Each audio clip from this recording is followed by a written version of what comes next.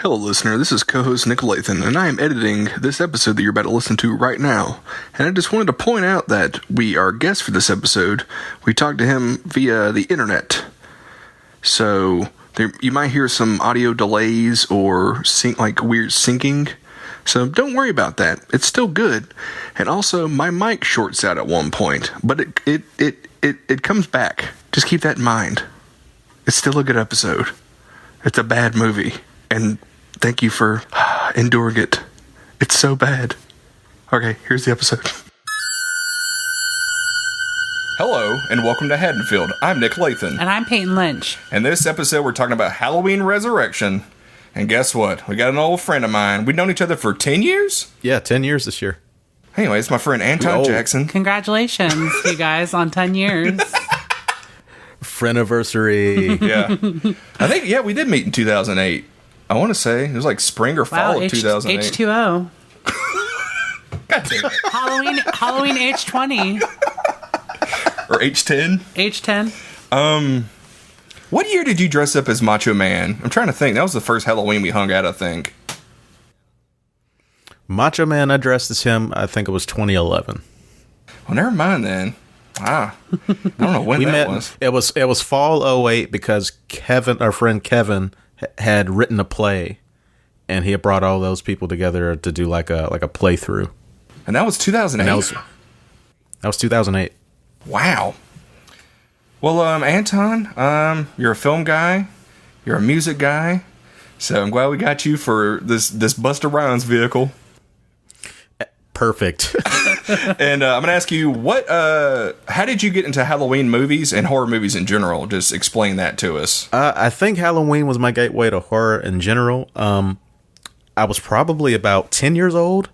I was at a friend's house, and they had all of the Halloween movies at the time on VHS.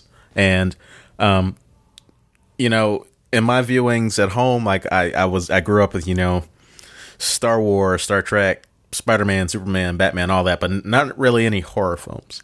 And that was sort of my first exposure into it, because I always knew who Michael Myers was, but I didn't know, like, to the extent of, like, how evil he was. So one day I kind of asked, I was like, all right, which one of these is the most scary, or which one do you like the most? And they pulled Halloween 4 off the shelf, and I watched that, and that was my first introduction to Michael Myers.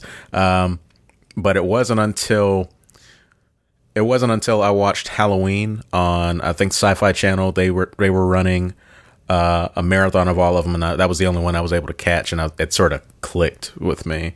So from Halloween, Friday the 13th came after, and Nightmare on Elm Street, and whatever else I could catch on cable at the time kind of fell into place after that. That seems to be the running thing. Everybody's from 8 to 10 years old. A friend introduced it to them, or they caught it on Sci-Fi or AMC. Everybody's been like that. Yeah, Halloween 4, I keep thinking about it just because, first of all, Universal's doing the Halloween Horror Nights for that, and then watch that for the first time in forever, and right now, my ranking is Halloween and then Halloween 4. Which I was surprised about how much we liked Halloween 4, for sure. Over the years, I kind of just grew to not like it as much, I guess, because 1 is great. I really like 2, just because it was sort of underrated in its own way. It's sort of, even though it's a direct follow-up to the first one, it still feels like its own little weird episode. 3 I've come to like as I got older. 4, 5, they kind of just fell into the lump of like the slump. And H2O, I actually, even to this day, I think is actually still kind of decent. But I haven't watched 4 in a long time.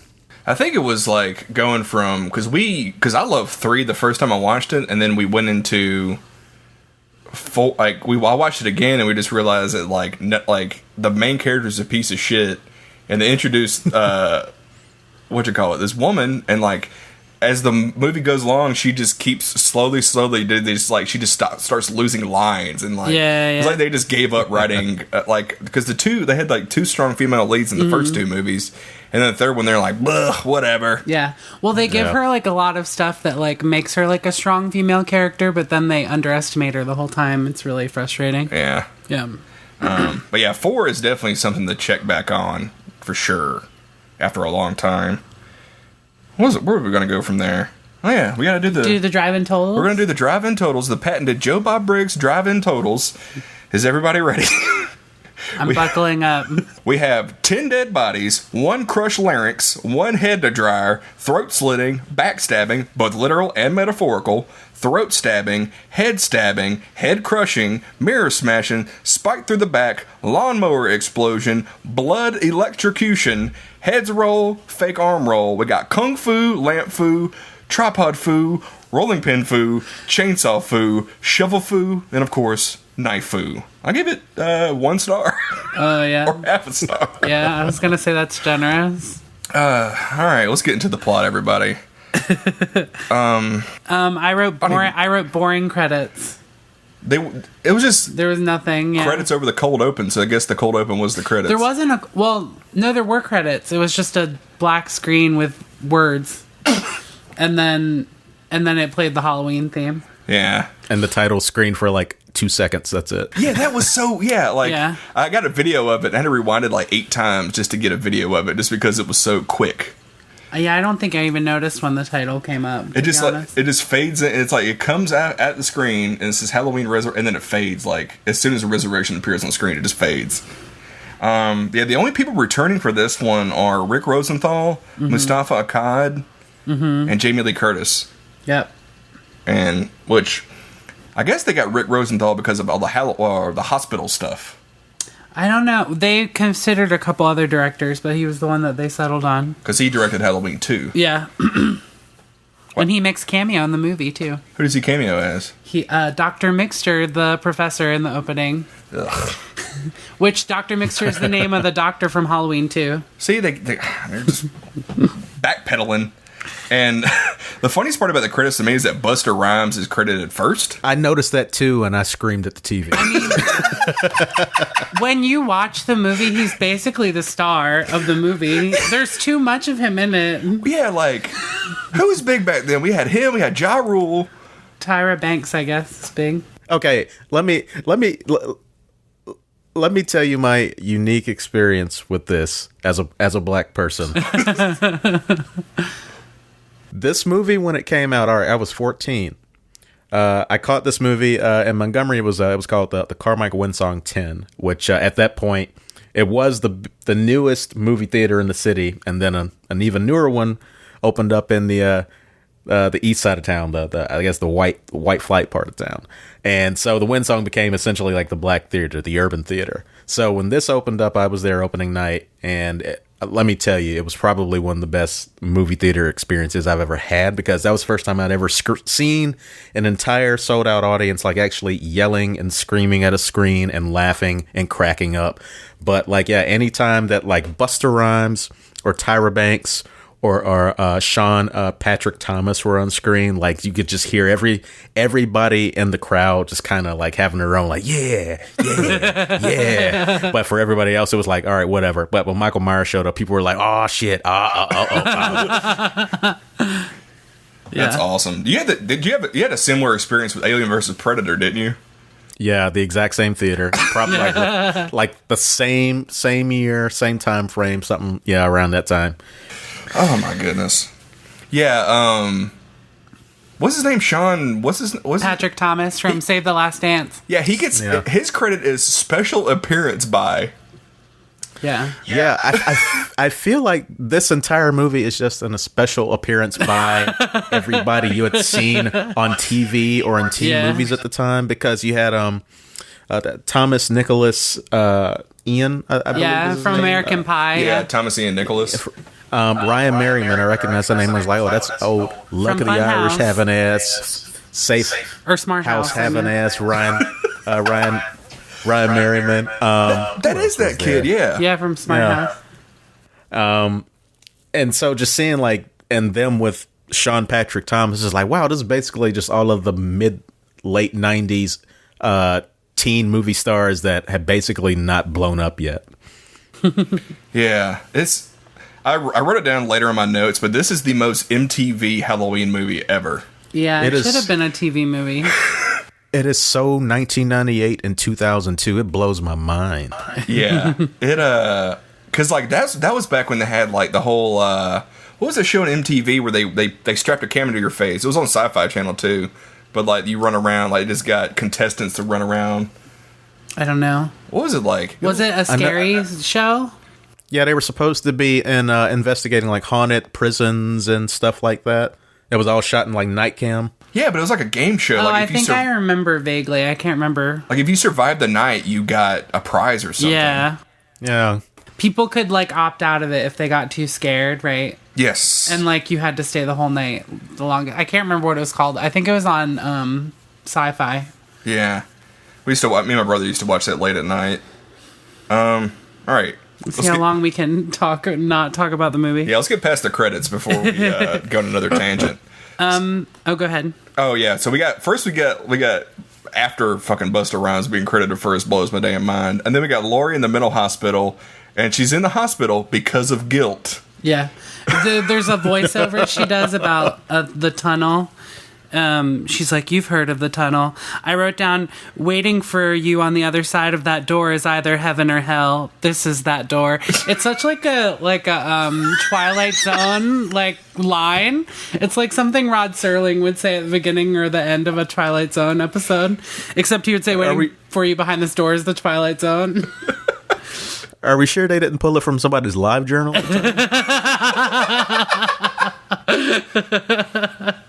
damn it. What if Lori did keep a live journal while she was in the mental hospital?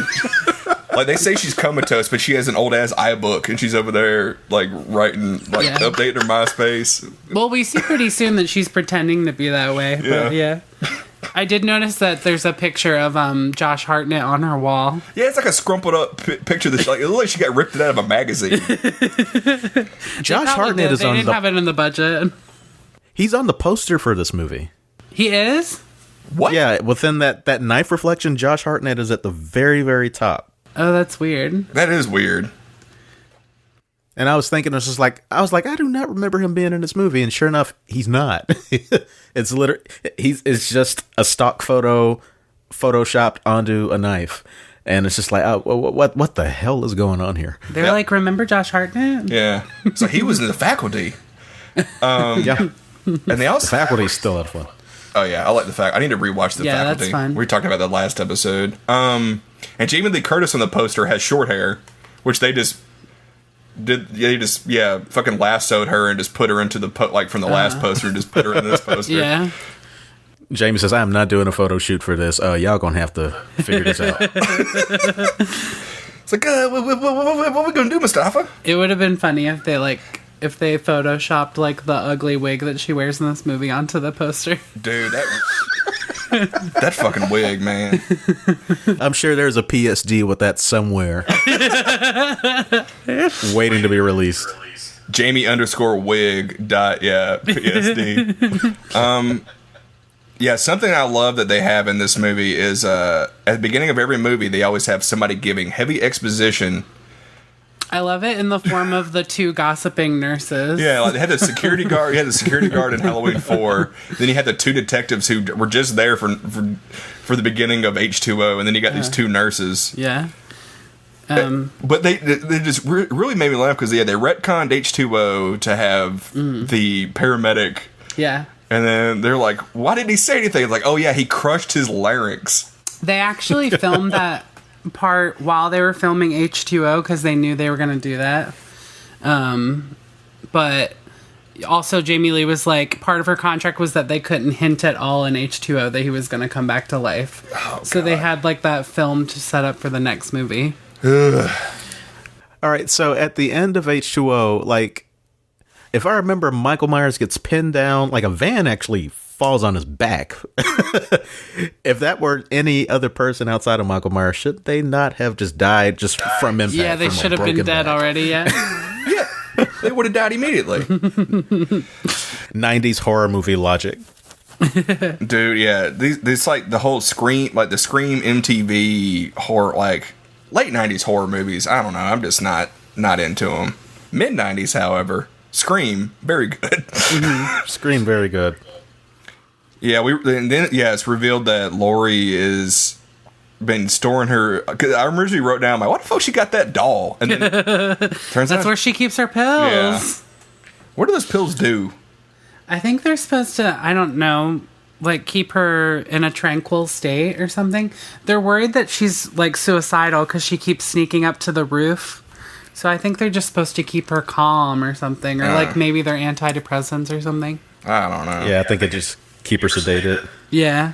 We need to get a doctor on this podcast because I got a lot of medical questions. Well, because she keeps pretending to be like sort of like very not lucid and just like staring out the window. So I think she's trying to mimic the side effects of what the pill's supposed to do, probably. Oh. Whatever. I'm giving this movie a lot of credit. Which includes shedding a tear and listening to her own exposition. Every time somebody sheds a tear in these movies, I just want Cry Little Sister for the Lost Boys to play. It's because I'm obsessed with that movie.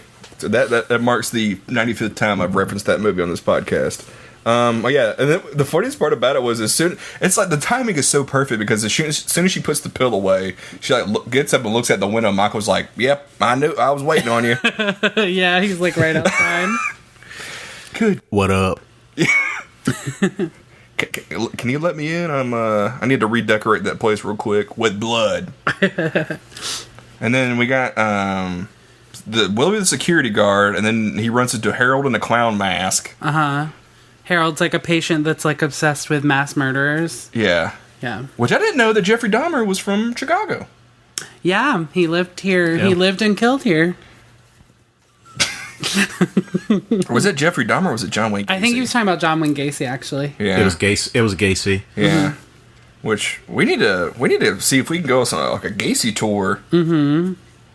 Yeah, Cook County. Wow. I figured you would have at least seen where his old house was or apartment that he had everybody in the crawl space buried under. Wait, was this no, that's H.H. Holmes, I think, isn't it?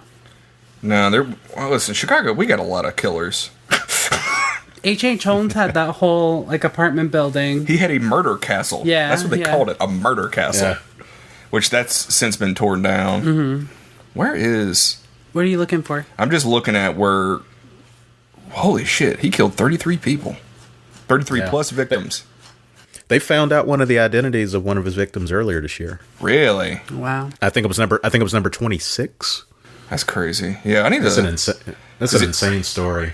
Yeah, we've been planning, like I want to plan like going like a ghost tour or whatever, and then I need to look into see if there's a John Wayne Gacy tour for sure. Peyton, do you want to go on a John Wayne Gacy tour? Sure, I'll go to any tour.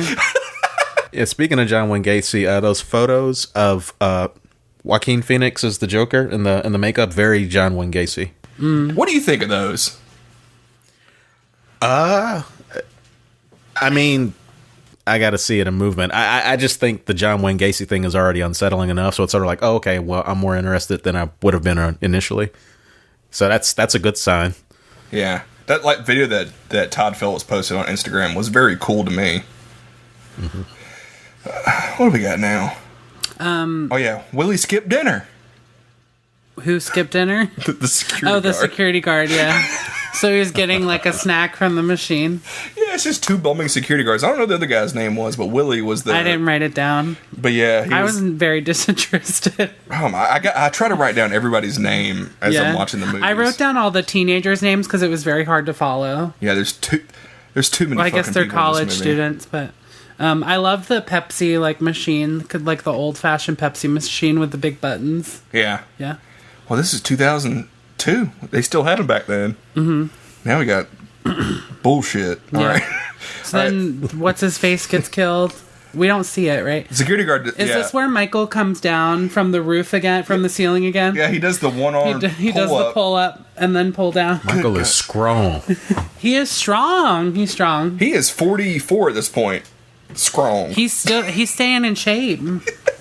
He's like, I got a lot of killing to do. Like when he's down there in the dungeon, like down in the basement of the Myers house, he's like eating rats and like pumping iron. That's all he's doing down there. Protein. But yeah, we got the security guard gets his head in the dryer, which I called it immediately. I'm like, as soon as you hear a dryer going, a head's gonna be for sure. Yeah. Michael's just doing his greatest hits in this movie. Mm-hmm. And then he slits Willie's throat. Yeah. Okay. And then we get heavy breathing POV. Dude, the fucking shot of Michael busting down the door whenever Laurie, It was so dramatic. I didn't like that shot. I wrote banging down the door shot ridiculous. Yeah, it's like... They digitally shook like, the image. Yeah. Fucking digitally shaking the image. That was so stupid. Like... Yeah, I thought something was wrong with my computer for a minute. Good God. And he's just so frustrated as he kicks that door in. Yeah, then Laurie hits him in the head with a lamp. Well, we didn't bring up the fact that Laurie had a damn dummy in the bed that she somehow built. Like, what did she build it out of? Well, is there a dummy? I thought she just put some pillows under there and then put the doll at the top. Well, the movie I watched, he pulled the sheets over and there was a straw.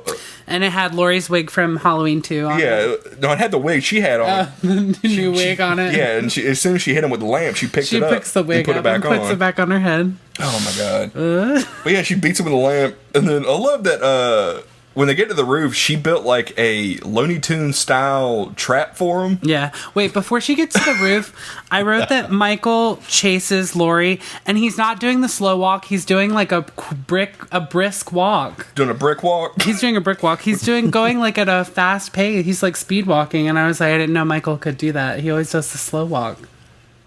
You can't feel the burns anymore. Yeah, the burns from Halloween 2 were just making his skin so tight that he couldn't do it. But he all that working out, he loosened himself up. He took an ice bath before. That's the only time he walks fast in the movie, though. The rest of the movie, he walks slow. Listen, That's what he does for the entire year. He just soaks in Epsom salt the entire year.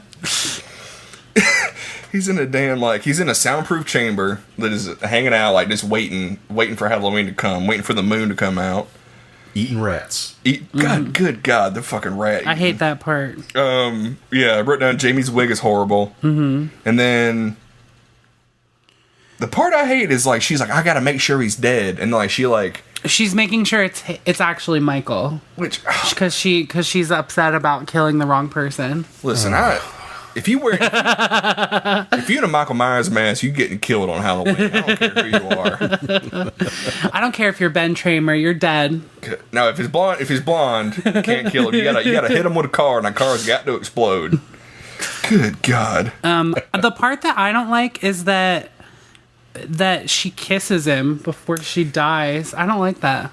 Yeah. I don't understand it. I don't understand why Laurie would do that. I think Jamie Lee Curtis did explain it.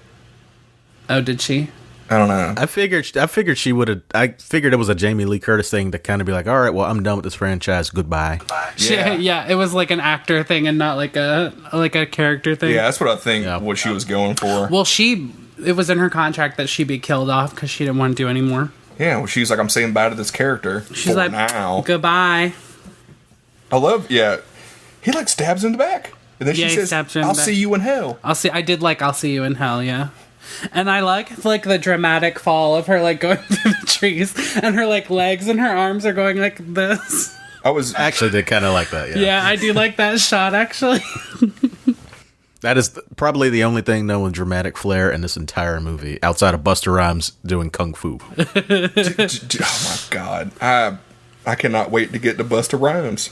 And then Michael frames Harold for the murder. Yeah. Yeah. And then he lists off his stats. Yeah. He's like, oh, I like Michael Myers, too. Which Harold's stats were incorrect. I figured they were, but I didn't look it up because I knew that you would. He said he killed 3 nurses and 1 ambulance driver. I was no. He kills more than that. Yeah. Because he also kills old girl who turned a blind eye to domestic abuse. Mm-hmm. I was watching it on Amazon, and it had like all the inaccuracies listed too. That's funny. Yep. And then we cut to Haddonfield University. Yeah, I was like, I didn't know this was a college town. It became a prosperous Haddonfield was a college town. Yeah, like they had Haddonfield University in Halloween 6. Oh, they did? Yeah. Oh, yeah, because Kara goes there or whatever. Her brother does, I think. Oh, but this is a different continuity. This is a different timeline, so... Yeah.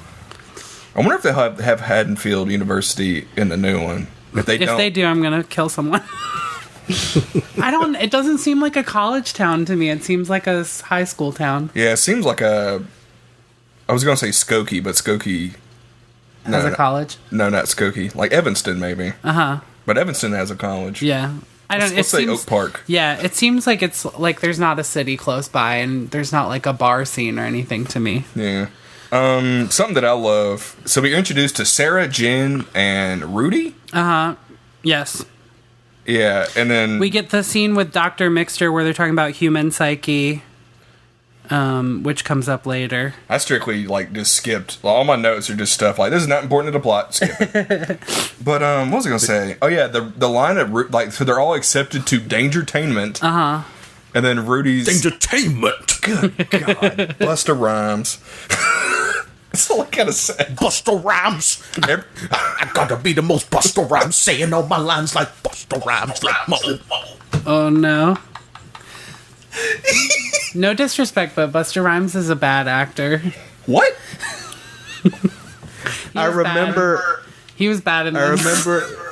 I remember at the time. I think he was on. I want to say he was on Conan or Leno at the time, and he was being asked what's it like to transition from rapper to something like this, and he said to rehearse his lines, he did it the same way he memorizes his lyrics. He puts it to music and then phonetically remembers it that way. So wow, watching you can tell. Watching, you can tell. You can tell every one of his lines he's delivering like it's on a track with some backup music to it. I just wanted I wanted this movie to have more early 2000 rappers. I'm talking Ja Rule. I wanted Ja Rule in this. Some Ja Rule, some DMX, some Shine. Dude, DMX in this movie, oh my God. He would have just barked at Michael Myers the entire time. Yeah, that would have been amazing. What were you going to say about Rudy? Oh yeah, he had a line that really cracked me up. He's like, we could be bigger than the Osbournes. Yeah, because that was the one reality show, I feel like. Yeah. Or that was a big one, I guess. That's like this movie. Yeah. This movie and Goldmember, for some reason, reference the Osbournes, and those are the two most dated movies ever. The Osbournes was a huge... I remember when the Osbournes was on, and it was a huge deal. Oh yeah, I remember we watched it. I watched every single episode back in the day, yeah. Because I remember my dad found out about it, because my dad owned all of Ozzy's albums until a certain point. He might still buy them, actually. He just doesn't buy them in physical form, but he was like, damn, here, Ozzy's got a show. I was like, what? And then we watched it, and we're like, what? The Osbournes was the Kardashians before Keeping Up with the Kardashians. It was a lot better from... I don't know. I don't watch the Kardashians. I don't watch them Kardashians. I don't watch them either. I'm just trying to make a cultural comparison. Last time I watched the Kardashians was during the O.J. Simpson trial. He didn't watch the Kardashians, but last time he watched them... It was during the O.J. Simpson trial. Yeah, I loved that season.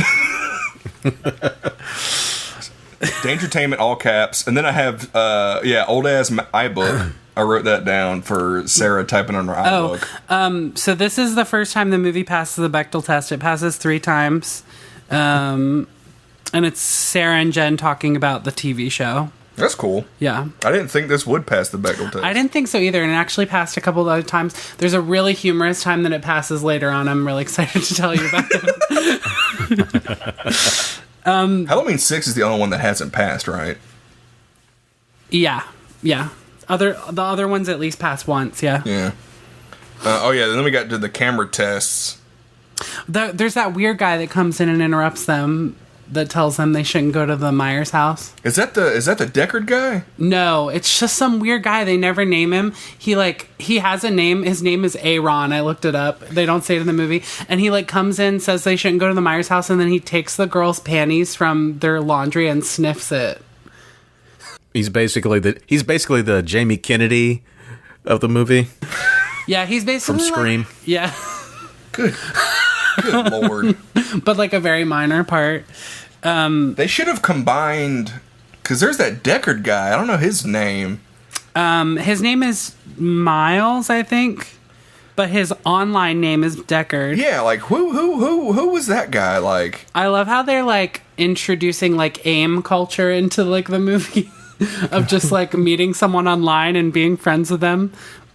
I wrote Funhouse guy. I don't know why I call it Funhouse. It's Smart House. Funhouse is a different movie. Yeah.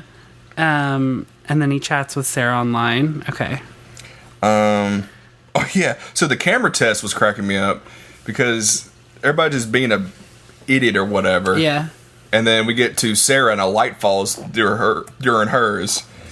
And then this part is crazy. Dude, the light falls. The look on... All right, they cut to Tyra Banks, and she gives, like, this weird-ass look. Like, I don't know what that look is. And then it cuts to Busta Rhymes, and it's like this zoom-in on Busta Rhymes. He's like, that's what I was looking for. And, like, he makes the creepiest... She can sing!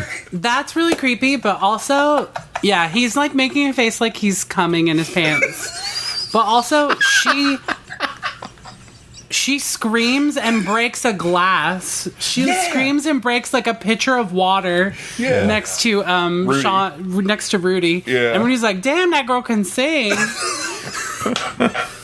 This is all within 10 seconds. Yeah. Also, the actress who plays Sarah could not scream, so all of her screams were dubbed later on during like post production. Good God. I was about to make a blowout reference. Then we go from that. Then we go to immediately go to the motel scene. It is also, I wrote down Donna's like on-screen interview because it was so weird to me. She says, "I'm interested in how Michael Myers embodies the politics of violence embedded in pop mythology." What? I was like, I don't know what that means. Also, Rudy's like really into like thinking that Michael Myers is a killer because of his diet. Yeah. And he mentions how Hitler was a vegetarian, and so this movie is anti-vegetarian. Well, we're proven wrong later on when Michael's eating them rats. Eating them rats. Yeah. Oh yeah, we cut to the hotel. We got Busta Rhymes. What movie's he watching? I can't remember. It's a Chun-Li movie. Yeah, I keep seeing Chun-Li. I would go to the movie connections at IMDb, but I don't care. But yeah, that whole scene is so weird with the whatchamacallit? When Sarah comes to his door. Yeah, the coverage is horrible because it's just a shot of Busta Rhymes and then a shot of Sarah, and like it's just the lazy filmmaking. Yeah. Rick. I love how he says, fear gives you the feeling of being alive, and she says, fear makes me want to throw up. And I love that. I swear half of this movie was taken from live journals and stuff. Well, what is it? All the dialogue is so bad, and I'm like, the part where she leaves and then Busta Rhymes is like, that was good. I need to pat myself on the back. I was like, did he improvise that? Like, who sat down and wrote that whole part? I'm convinced he improvised this whole movie. Yeah, she was. They didn't write any of Busta Rhymes' dialogue. They were just like, you just throw some stuff in there. God, yeah. She was like, I don't want to be famous. He's like, what do you mean you don't want to be famous? That's the American dream. Like, all right, Busta Rhymes, calm down. Flip mode. Oh man! And then we have. Next note I have is, I guess Sarah looks in a window and she sees Michael Myers. Yeah. So this is the second time that they passed the Bechdel test. Sarah's like trying on outfits at a store, and they say how she looks sexy. So technically that passes. And then she looks into the mirror at the store and sees Michael like he's outside the window, but then she turns around and it's some kid in a costume or something. Yeah, I just wrote down, why is she having visions? Because like Jamie and also Lori. Jamie Lee Curtis, which is understandable because it's PTSD, but she doesn't have PTSD at this point. I also wrote that maybe this was a different part, but like Sarah. I wrote down that is Sarah using a Palm Pilot to talk to Deckard. She has like a Palm Pilot that she uses. It's massive. And I was like, I didn't know that we had that technology. I don't think that's how Palm Pilots work. Well, if you look later in the movie, we'll just talk about it now. Whenever Deckard's texting her, it comes up as he types it. That, and also the text changes. So like he's like, get out of there, or like he's alive, and it's all caps in a different font and it's bold. Yeah, like It's like an aerial bold, as before it was like in something else. Before it was like default computer, like 1980s, like whatever. Like, oh, we need to make a retro movie poster. Let's put some 80s font on this. Good God. Oh yeah, the Boogeyman. I wrote that down. And I also wrote down I hate every dude in this movie. Yeah, Deckard's Miles's like friend Scott is so awful. I hate him. As Jules Winfield from Pulp Fiction. Yeah. At least he didn't do blackface. Yeah, at least he didn't. At least he just wore an afro and didn't do blackface. But I also was like, wow, they couldn't think of any other couple's costume idea. And his costume was horrible because he had a goatee, whereas Jules has the Fu Manchu. Yeah. I think it was the Miramax connection. Yeah. Yeah, I guess. Weinstein, Bobby Weinstein and Harvey Weinstein, yeah, they produced it. Yeah, that's true. I guess they couldn't transfer the rights from Miramax to Dimension for that Fu Manchu. They should have. I guess not. But seeing that was sort of like, I can imagine just being in the theater, seeing that kid in blackface and just that entire... They probably would have torn that entire theater down. I kind of wish it had happened now. Yeah. I was telling somebody about I was reminiscing about the Win song with Ben last week. And we just talked about how, like man, we both missed it, but it is the shittiest movie theater. It was really, really good until they stopped caring about it. And that was a shame because it was a wonderful theater. I saw a lot of really, really good. I had a lot of really good times catching, a lot of the team movies at the time. Even like the shitty sequels like Alien Resurrection. I think that was the first thing I ever saw. What else was there? The first Tarantino movie I ever saw was Kill Bill. Both the Kill Bill films. So like I had a great time. Like catching a lot of really, really big movies at the time, and then a lot of classics. But yeah, once they stopped caring about it, it was just a sign of the times here in the city of Montgomery. Yeah, last movie I saw there was Enchanted. That's a classic. I love Enchanted. I think the first movie I saw there was The Lion King, and I remember that place had the most comfortable seats. You were young then. Yeah, The Lion King's old. Yep.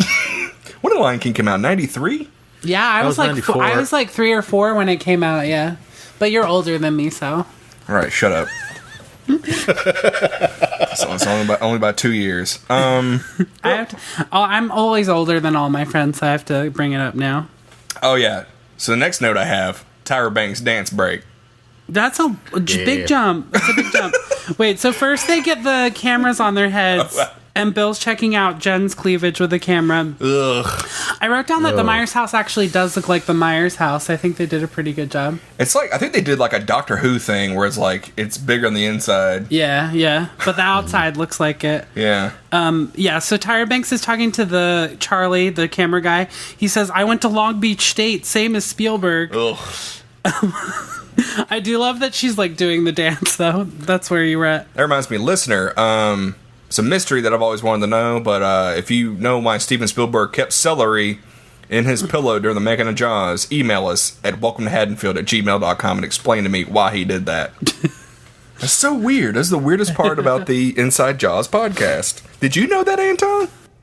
I did not know that until that fact. That's a strange fact. Yeah, it's a really weird fact. Weird dude, Spielberg. I just wrote Michael kills cameraman while Tyra makes herself a cappuccino. Yeah, she stabs him. He stabs him with a tripod. I've never seen a tripod with stakes like that. Yeah. That's actually a reference to a movie, Peeping Tom. He would kill all of his victims with the camera in that exact same fashion. Oh, wow. I think there's like a lot of references in this movie for sure. Yeah. Peeping Tom, I tried to find that on Filmstruck last week, and it was not on there, and very upset. Yeah, it's kind of tough to find now. At least streaming-wise, I think. I think it's on the Criterion Collection. They might bring it back on there for October. I love the part where Michael drops the camera on the floor, and then Tyra goes back to see the angle, and she's like, look at you, Charlie, that's a nice angle. Good God. Tyra Banks. I think that she does a good job in this movie. I think that they should have switched her part with Busta Rhymes. I think she would have been really good. That would have been cool. Tyra, yeah, she's actually pretty solid in this. And I do remember at the time being kind of disappointed that she didn't do more. Because, yeah, you only see her for maybe those 2 or 3 scenes and then her fate towards the end of the movie. Yeah. Well, the first time I watched it, I like really tuned out to the second half. I had to rewatch it because I couldn't.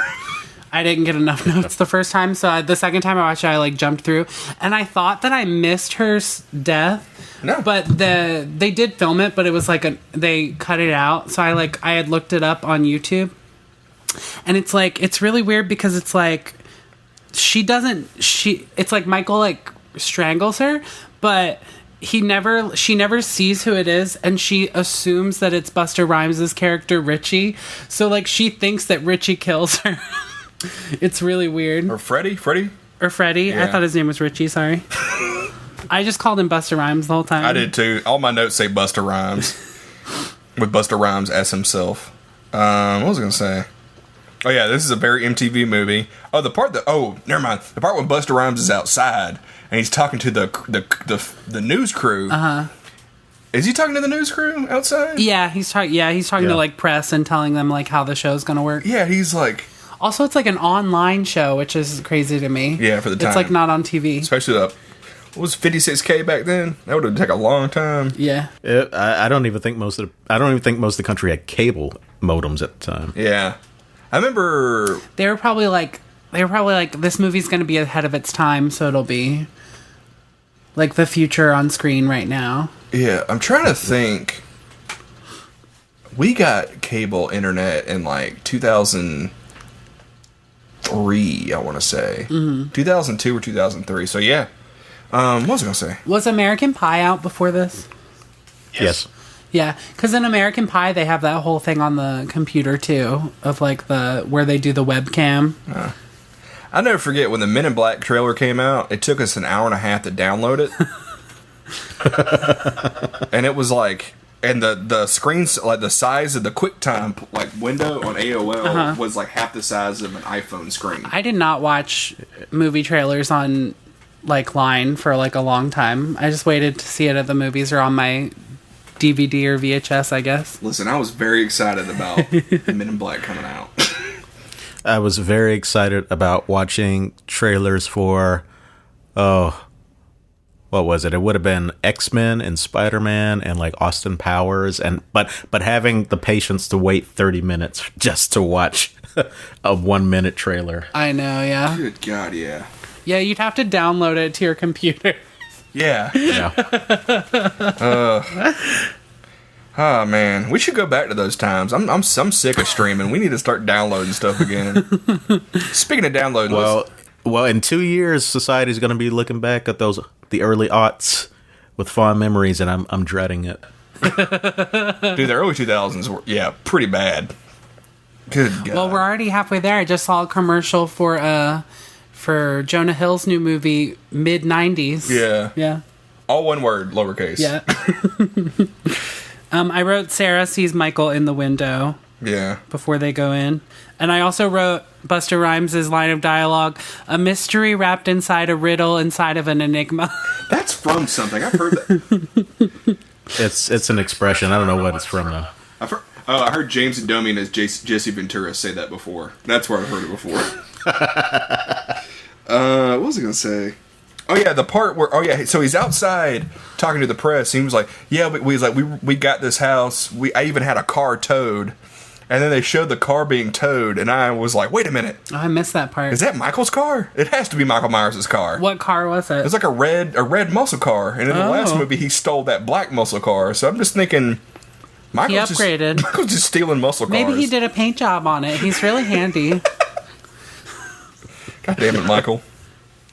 Using that interior decorating degree he got in the 20 years between the second and H2O.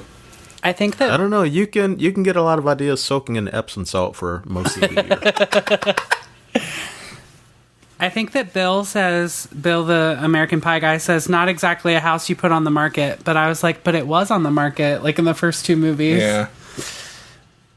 Which they stopped giving a shit in these years. Also, the really creepy guy who we haven't talked about, his name is Jim. He says that like all they have to do is hang out in the house, and then he says, "I just wrote the devil made him do it. I'm done." Like I felt that same way.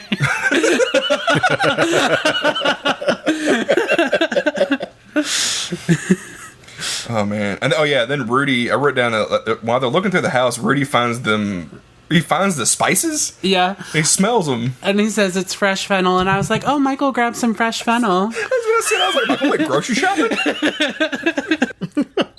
He really needed some sea salt and some pepper for these rats he's eating underneath the house. Some accent seasoning. Let's imagine Michael. It probably did make it taste better.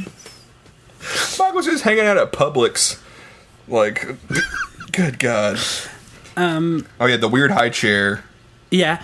Also, before that, Jim keeps hitting on the Donna character, and he says, "You know, Donna, you've got great legs. When do they open?" She gives him the middle finger, and he says, "Oh, that would be 1:00." Oh my God! Just the dialogue in this movie, superb. Jesus. Yeah, they find the. Go ahead. I don't know where they go from here because I just wrote down what's up with this freshman subplot where the Deckard and the other guy, like the Pulp Fiction dudes. Yeah, I guess they just that part makes me mad because like it takes away all the agency from like the lead Sarah character. Mm-hmm. Like basically they're the ones that like save her at the end because like they're watching or whatever. Yeah, I don't know why that whole subplot is in there. I guess they were trying to figure out a way to get the Smart House guy on the movie. I don't know. Disney's like, look, please give this guy something. You can have O-Town while you're at it. They were like, he's too old for any of our... He was just in Look in the Irish, and now he's aged out. Like, we don't have anything more for him. Was it O-Town that did a song for Smart House? I think so, yeah. I think so, yeah. Number 98 Degrees. I think it was O-Town. It was definitely O-Town, yeah. 98 Degrees would not. They did the song for Mulan, excuse you. Sorry. And then I wrote down nighttime, and then kids are actually trick-or-treating. At night. At night. Unheard of. I also was like, were they pranking the house by putting a lit jack-o'-lantern in front of it? Like, what were they doing? I don't know. Something that we pointed out in the Halloween episode is that they're walking home. When they're walking home, it still cracks me up. I'm bringing it up every episode. Mm-hmm. But 3 p.m., just assuming Laurie and them are walking home at 3 p.m. in the first movie, there's kids trick-or-treating. Like, nobody ever trick-or-treats that early. Not that early. Yeah. And then the second movie, they were like, 10:30, and then there's still kids trick-or-treating at 10:30. Like, there's 7 solid hours of trick-or-treating for some reason in Haddonfield. Yeah. They just don't give a damn. It's Bedlam. Bedlam, Illinois. Oh, man, that's a good name for a town in a movie. Bedlam, Illinois. Mm-hmm. Oh yeah, this whole time Michael's just sneaking around holding his knife in the shadows. Yeah, he's just like sneaking behind people. He's like planning his game plan. He's like, you just see a silhouette of him and like he just holding his knife up. Although you know how a painter holds its brush out. Okay, that's what he's doing. That's what he's doing. He's measuring everybody up. I had no idea. Because I just wrote down, what's he waiting on? But that's what it is. He's doing the painter thing. Well, maybe he, like, knows he's on camera, too. I don't know if that's part of it or not. He can't kill during the day. He can't kill when people are watching. He's kill shy. I wrote, Bill tries to get Jen to strip in Judith's bedroom. And then she does, like, the tease thing where she's about to, and then she's, like, playing with him.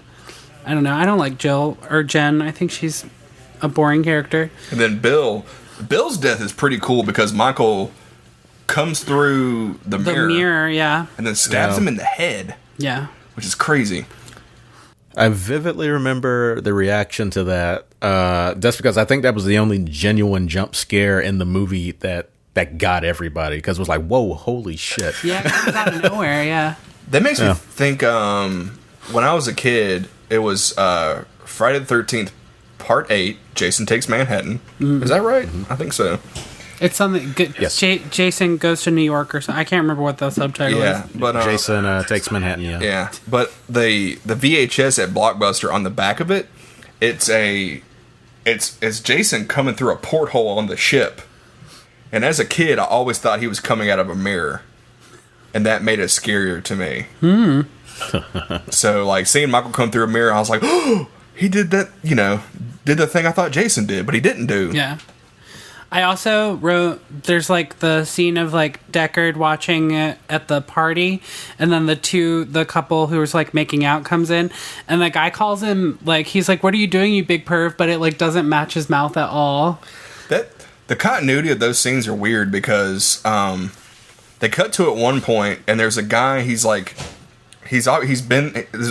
guy sitting there, and then it cuts later on to the scene, and it shows that guy entering. Mm-hmm. He's like, hey, what? He's like, is this that Michael Myers thing? Who is that guy dressed as? Does anyone know? Which guy?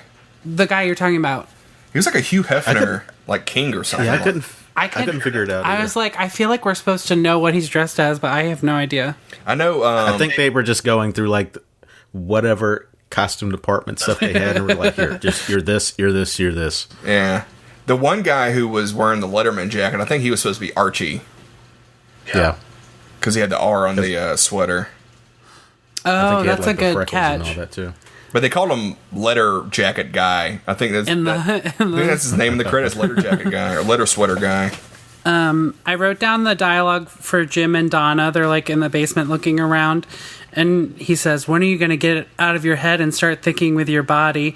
It's so weird. He's like this weird, creepy guy, but he's also like looking to have sex. And then she's like, does that line work with people? And he's like, yeah. And she's like, it doesn't work, cut it with critical studies. And then she says screwing a music major would be tantamount to lesbianism. And I'm like, great. Like, just low-key homophobia. Yeah. It's just like such a weird line. Jen screams and Rudy and Sarah rush upstairs. Oh, I said that the shot where Rudy's like looking with the flashlight, where his like flashlight catches Michael, is pretty cool. There's like a scene where Rudy's like looking for Jen, and then his like, as he's looking like away, his flashlight catches Michael's mask. Oh, but he doesn't see him? Yeah. I wrote down, it was before they went down to the basement, but I wrote down Dangertainment Planet stuff, like just predicted the movie, and then I catch that part too. I was like, especially like that baby chair, I was like, no way, that's not what was in the Myers house. Skeletons. Skeletons. I wrote, yep, definitely Planet stuff. And then this was the third time it passes the Bechdel test. That's so funny to me is when Sarah finds Jen says gotcha, Sarah says you bitch, and then Jen says slut. That technically passes the Bechdel test.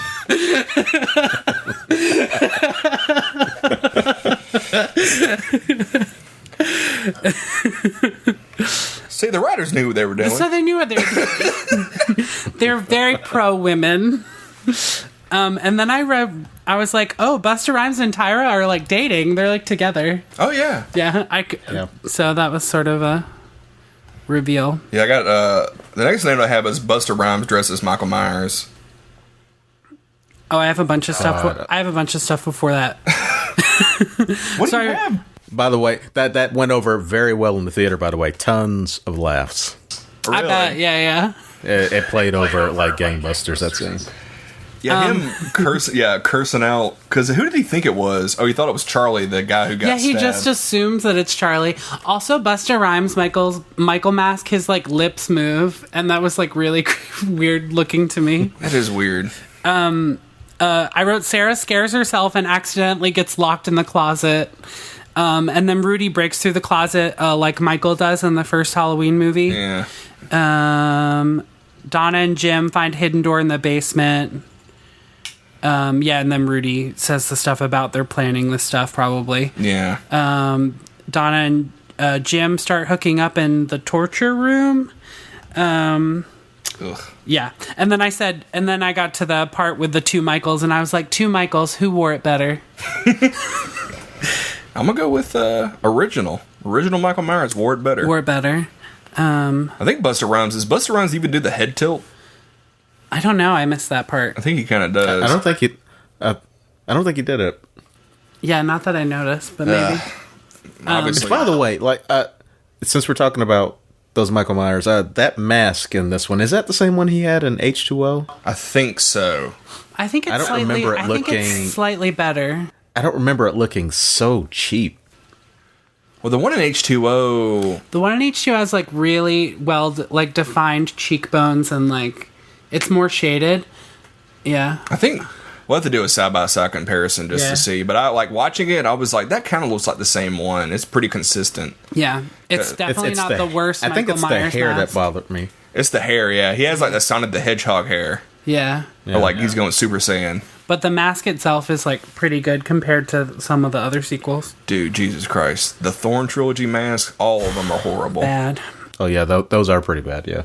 What was I going to say? Oh, yeah, Michael been eating rats. Definitely went grocery shopping. Donna finds the room behind the cellar wall and then sees the rats, like, on the little burner. Dude, that rat, whenever it started, like, twitching... Oh, I hated that. I was like, Michael didn't... Obviously, he's good at killing. Yeah. How could he not kill that rat? He must have been cooking it when, like, the kids came in and he was like, who's upstairs? Oh, company. And he just left it on the stove. He forgot. Well, that just means he's irresponsible. Mailman's here. He left the stove on. Good God, Michael. I actually thought this kill was pretty good where he stabs Donna on the spike to the from the back. gate. Yeah. Yeah. That made me dope. cringe. Yeah, that was similar to how he killed Jamie in Halloween 6. Yeah. Or the lady from the cult of Thorn. Spike of the head. Yeah. Ugh. Mm-hmm. If I was thinking about this the other day, like, since Pod Slam was this past weekend, or if you're listening to it, it was 2 weeks ago. But, I was going to say, maybe next year, if we do this again, maybe do a live episode and do like just rank his kills or something like that. Oh, yeah. I think it'd be a good episode. Oh yeah, Busta Rhymes got found out. That's my next note. Oh yeah, that jumps a far ahead too. I'm trying to speed through this thing. I'm sorry, I was trying to be a really good pod host and write down notes.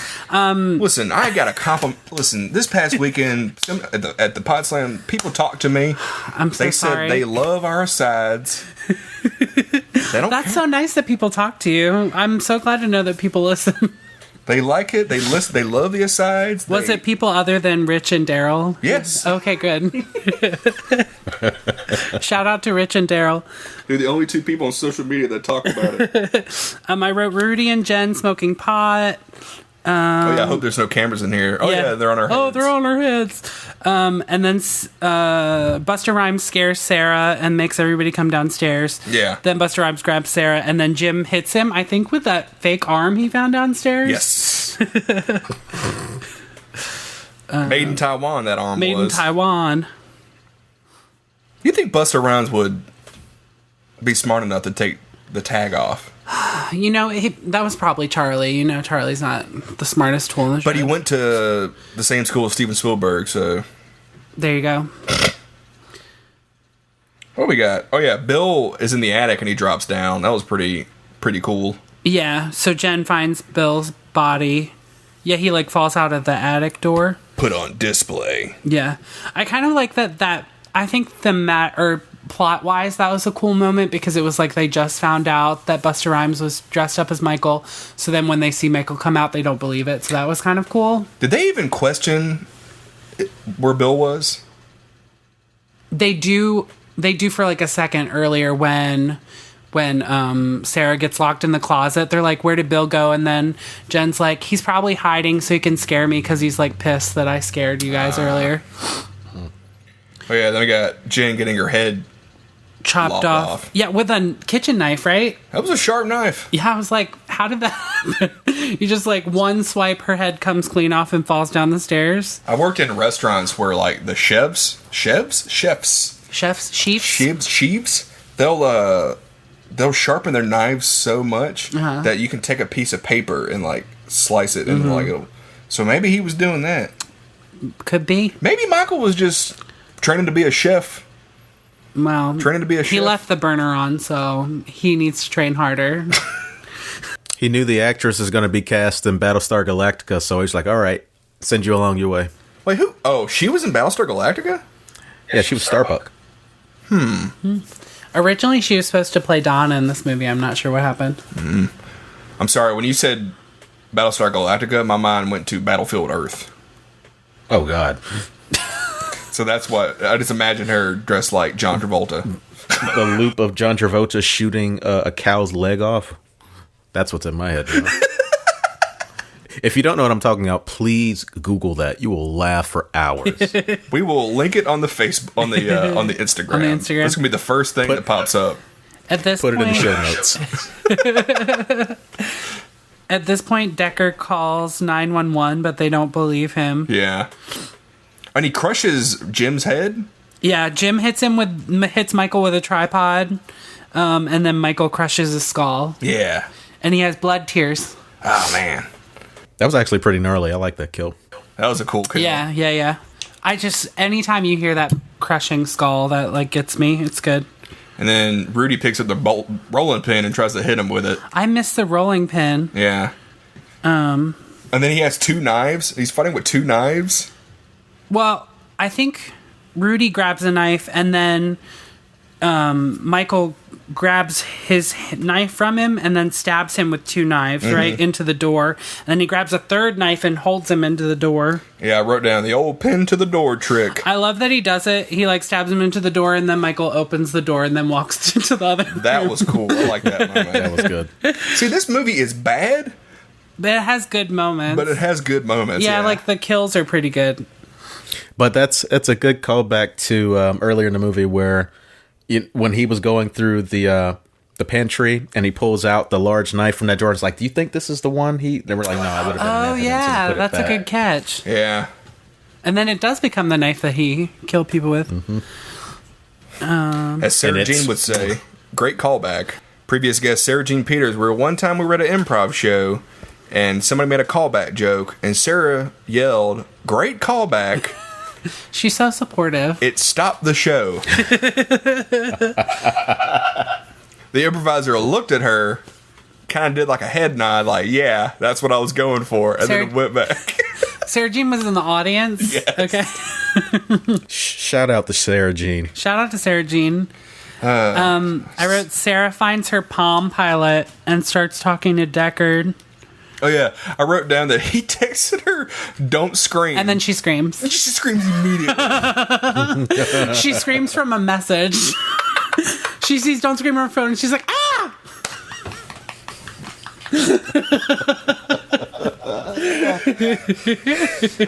That's so stupid. Yeah, and at this point, like, could you imagine if you were texting people and they came out like that? That's the scariest part of the movie to me. Letter by letter. Yeah. That, and if like you're sending like a risky text and like it's coming out and then like that. you erase it. Oh, that's so true. Well, that's I'll just get anxiety every single time. If that's not the new Halloween coming out, then I'm going to be.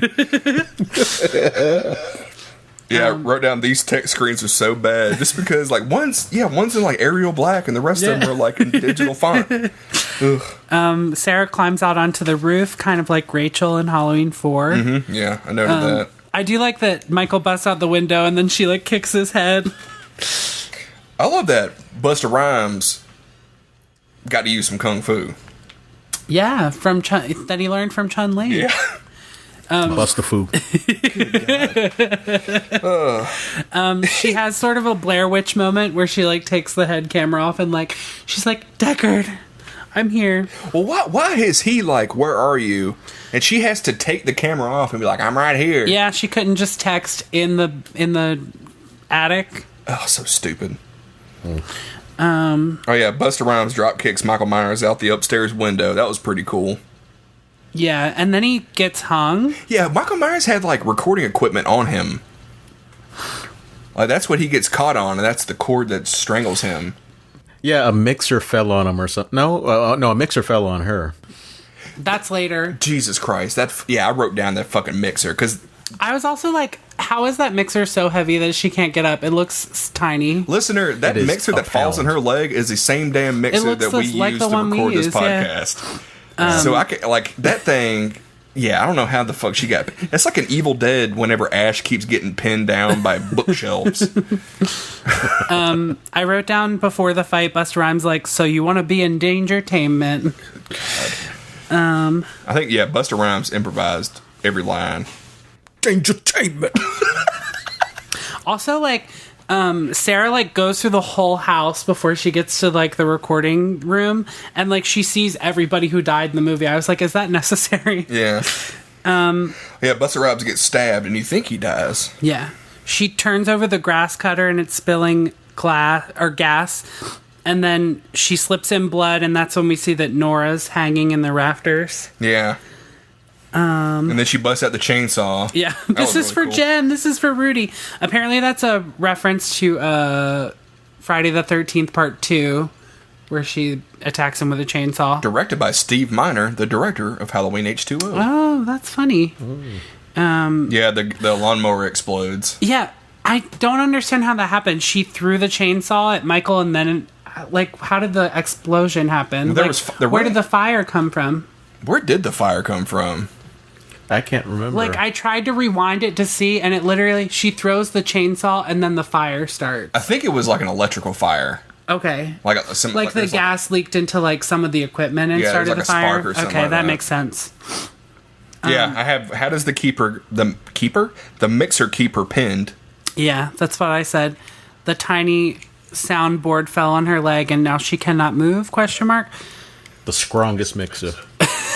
And then Michael Myers comes in, or excuse me, Busta Rhymes comes in and says the iconic line. Yeah, Michael comes in and then Busta Rhymes comes in, yeah. And Busta Rhymes says, trick or treat, motherfucker. And then he hits him with a shovel. Anton's face is so satisfied. How was the theater reaction, Anton? Was that like a huge moment, a react moment? I'm coming out of that memory right now. There were cheers and applause combined with, are you fucking kidding me? I mean, I would have applauded if I saw this in the theater. Yeah, Busta Rhymes attacks Michael with a shovel, gets pushed away, and then Busta Rhymes shocks Michael's dick. Yeah. With like a loose wire. And then Michael gets caught up in the wires. Yeah, I was like, how did that happen? He gets like tied up in the wires. Because he shocked him in the dick. Michael went back like this, and his arms got caught. This part confuses me because Busta Rhymes takes the cords, the electrical cords, and throws them on the ground, and it seems like he uses Tyra Banks' blood as a conduit to shock Michael Myers. Yes. That is what happens. Whoa. That is what happened. I missed that part. Wow, okay. Yeah. So, obviously... Is that how blood works? I don't know. That's why I want to get a doctor on this podcast. Because I need to know... If I ever meet Tyra Banks, I'd be like, listen, we need to see if your blood can is just Tyra's blood specifically. Yeah. Very acidic. Does it carry a charge all the time, Tyra? Tyra, do you high have pH levels? Do you have electric blood? And then he grabs Sarah and runs out and says, "Hey, Mikey, happy fucking Halloween." Good. Happy fucking Halloween. Oh, man. I wanted to find the quote that he says to the media at the end of it, because he gives a big monologue. Yeah, he's like... What I write, Michael Myers is not a soundbite. He's a killer shark with baggy-ass overalls. That's what I wanted to write down, and you wrote it. We're done dancing for these cameras. I think on paper that was supposed to read as an insult, but he read it like he had the spirit of John F. Kennedy in him. Yeah. Oh, my God. His character has a complete turnaround. And then apparently there's an alternate ending where when Sarah says, "I want to see his face," you actually do see his face. And then, Michael gets up and like tries to strangle Busta Rhymes, and then Sarah picks up a knife or an axe from somewhere, and then axes him in the face, and then Busta Rhymes like, "Wow, you a badass girl." You just saved my life. Well, apparently Rick Rosenthal shot 4 different endings. They wanted to alternate them In the like Clue. Like Clue. Like Clue. I would have loved if they showed all 4 endings and then had the Clue music in between each one. And it was like, that's how it could have happened, but what about this one? Oh, like how they show it on Comedy Central? How they show it like on the DVD, yeah. That would have been funny. Different endings? The different endings, are they available? Actually, didn't even think to look them up if they were. I didn't look anything up. For Clue or for this one? For this. Yeah, I watched the one with the axe on YouTube when I was like looking for behind the scenes, and this movie went through a couple of reshoots because they like wanted it to be a stronger movie, which is like I shiver in my pants to like what the original cut was. But it would just kill me if like she hits him in the axe with a thing, and then you heard do do do do do do do do do do do do.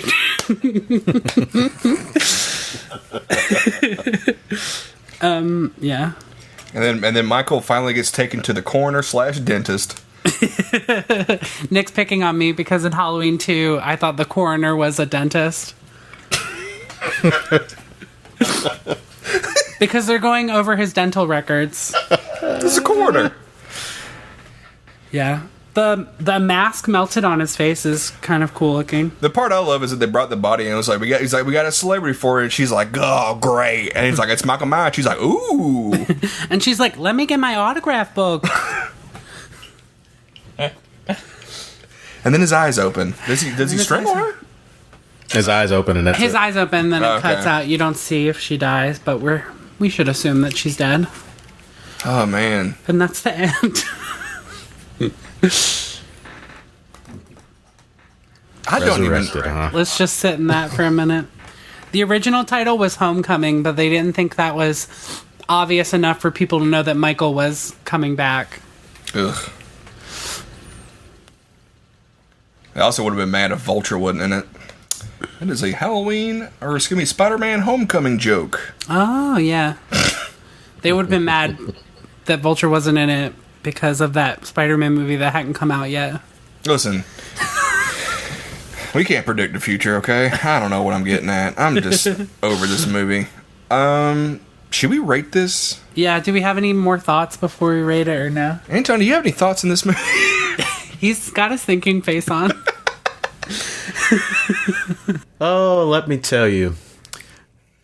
The early 2000s were a magical time in which Hollywood was realizing, oh, the power of hip-hop being thrown into other things, like Romeo Must Die and Exit Wounds. And,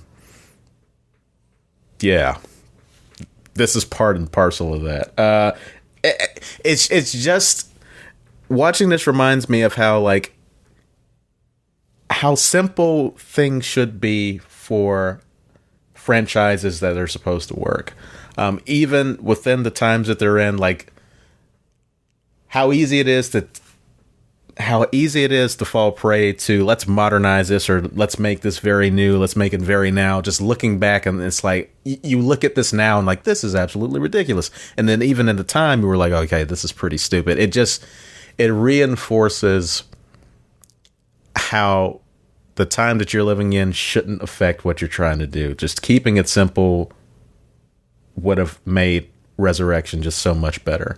Because even like with Halloween H2O, which was really decent, it wasn't bogged down with being like, oh, this is it didn't feel very 1998 outside of how it looked. Yeah. But there weren't elements of it that were like, oh, hey, this is the time we're living in versus 2002 where it's literally just...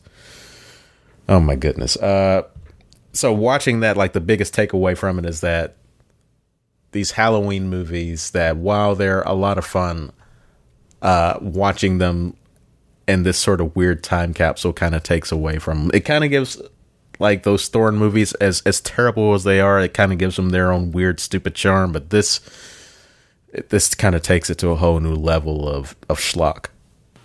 Yeah. I think one of the reasons I don't like it is because it doesn't feel like a Halloween movie to me. Like, it didn't necessarily need to be Halloween for the plot to happen. Like, it doesn't feel like a Michael Myers movie. It could have been it could have been Freddy, it could have been Jason, like, it could have been anybody. That's very true, yeah. I think maybe the reason they have the Halloween party plot line is so you remember that it's Halloween. Maybe. I don't know. Yeah.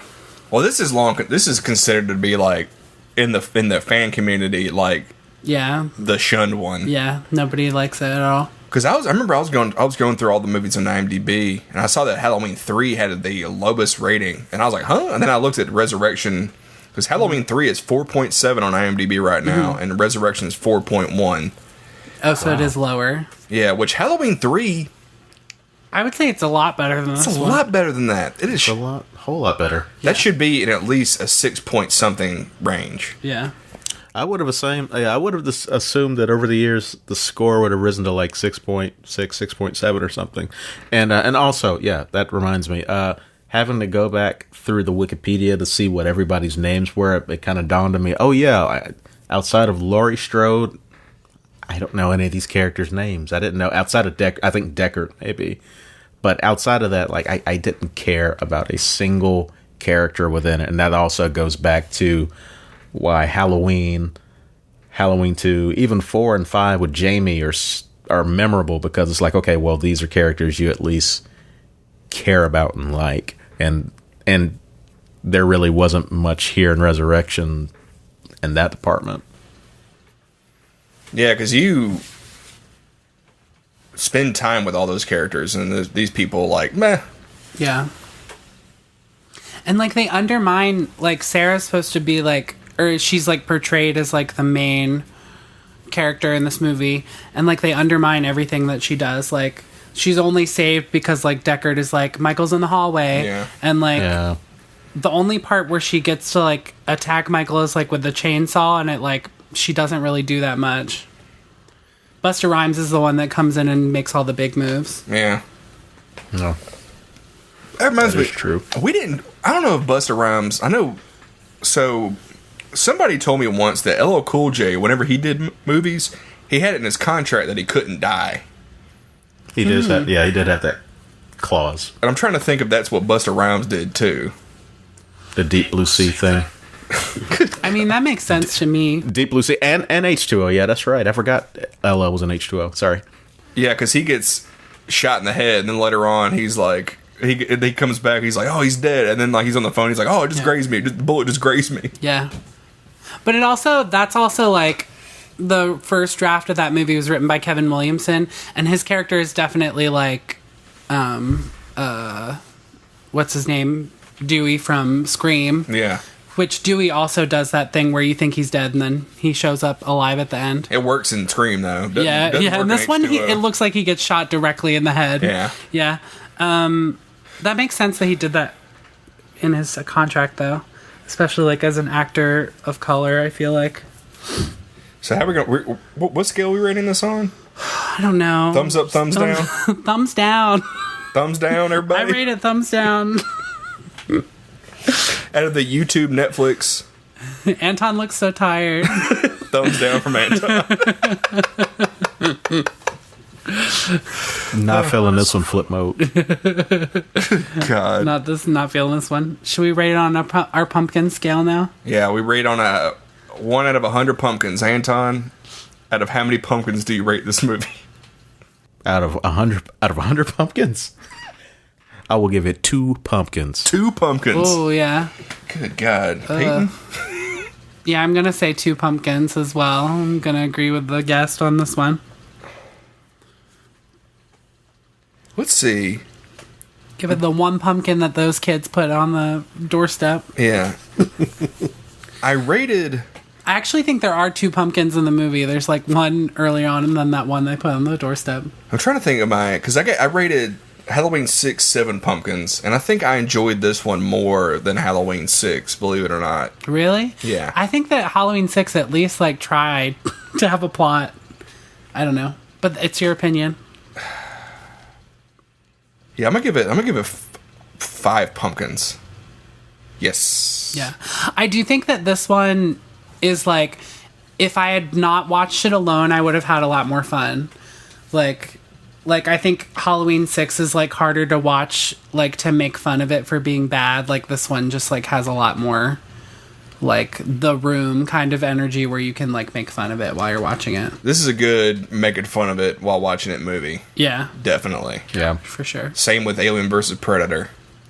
I haven't seen that one. Ugh, man. Yeah, this this was my first time watching this movie since seeing it in the theater. And even not only just watching by myself, but just with the benefit of time, is kind of sort of like, oh man, I kind of wish there was some sort of viewing party or one other party just to kind of be like, are you seeing this shit? Yeah. Yeah. Just so you're not alone and just being like incredulous. Yeah. On IMDb, this movie is listed on the genres. It's listed as a comedy horror. That makes sense. I think that they did try to do that because there is like a lot of like quote unquote witty dialogue and like. It's not funny though. I know.